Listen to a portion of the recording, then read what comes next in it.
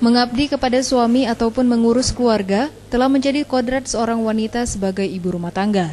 Namun tak sedikit pula wanita yang berperan ganda sebagai ibu rumah tangga sekaligus mencari nafkah untuk menghidupi keluarganya. Salah satunya adalah Nurmala Dewi, seorang wanita yang berprofesi sebagai pengemudi taksi. Semenjak bercerai dengan suaminya 3 tahun yang lalu, wanita berusia 36 tahun ini harus bekerja dari pukul 7 pagi hingga 8 malam.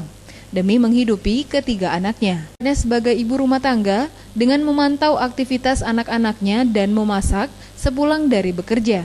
Menurut Nurmala, seorang wanita dapat mengembangkan keterampilan dan keahliannya untuk menjadi lebih mandiri dan tidak tergantung dengan orang lain.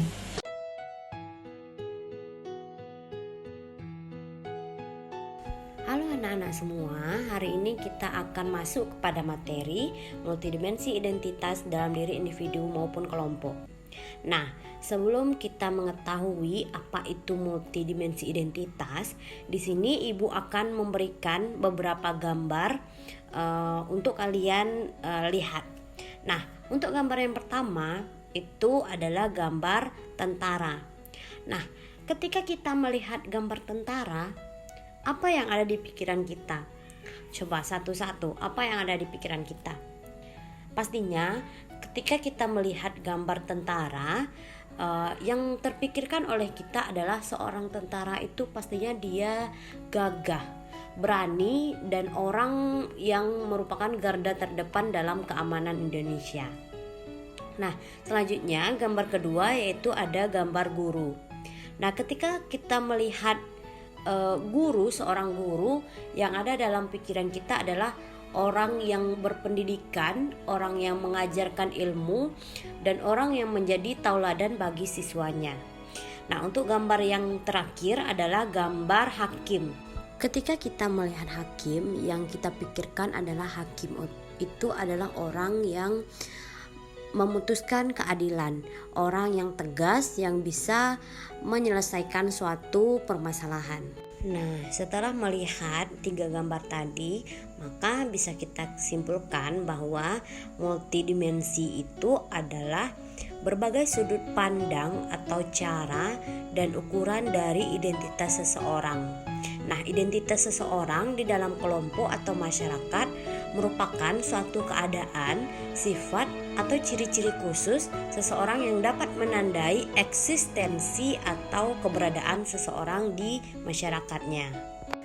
Nah, anak-anak, ada beberapa faktor yang menyebabkan multidimensi identitas ini terjadi.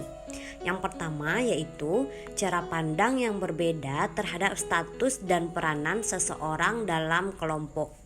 Nah, di sini kita ambil contoh yaitu pemuka masyarakat yang ada di dalam masyarakat perkampungan atau pedesaan. Nah, masyarakat di desa memandang bahwa pemuka masyarakat itu bisa menyelesaikan masalah yang terjadi di dalam desa tersebut. Sedangkan pada masyarakat perkotaan, mereka memandang pemuka masyarakat itu sama sekali tidak bisa menyelesaikan masalah.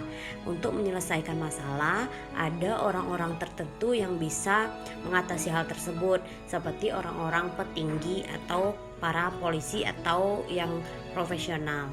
Nah, jadi ada 2 cara pandang antara status dan peran seseorang antara masyarakat pedesaan tadi dengan masyarakat perkotaan. Nah, itulah salah satu faktornya.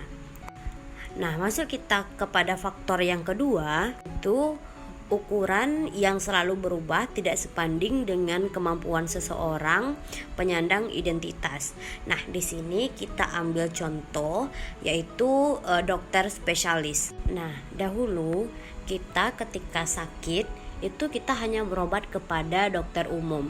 Tetapi sekarang dunia sudah berubah, sudah banyak ilmu yang berkembang sehingga dokter-dokter sekarang banyak yang dokter spesialis.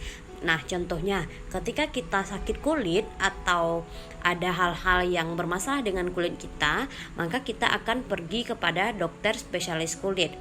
Ketika kita sakit jantung, kita akan pergi ke dokter spesialis jantung. Nah, itulah contoh dari faktor yang ukuran yang selalu berubah tidak sebanding dengan kemampuan seseorang penyandang identitas. Nah, kita lanjut kepada faktor yang ketiga, yaitu budaya masyarakat yang beragam dalam memandang identitas seseorang. Nah, di sini kita ambil contohnya, yaitu di dalam budaya Minangkabau, yaitu mereka menganut sistem matrilineal, yang mana mereka memandang garis keturunan itu dari keturunan ibu. Sedangkan di dalam pandangan orang Batak, contohnya mereka itu memandang garis keturunan itu berdasarkan patrilineal, yang mana garis keturunan itu diwariskan dari garis keturunan ayah. Nah, itulah yang disebut dengan budaya masyarakat yang beragam dalam memandang identitas seseorang. Nah, itulah faktor yang ketiga atau faktor yang terakhir di dalam multidimensi identitas ini. Nah, anak-anak, mungkin itu saja pembelajaran kita hari ini. Nah, untuk lebih jelasnya silakan kerjakan pekerjaan rumah yang telah Ibu tugaskan untuk memperdalam pemahaman kalian kepada materi multidimensi identitas ini. Terima kasih. Assalamualaikum warahmatullahi wabarakatuh. Sampai jumpa pada pertemuan selanjutnya.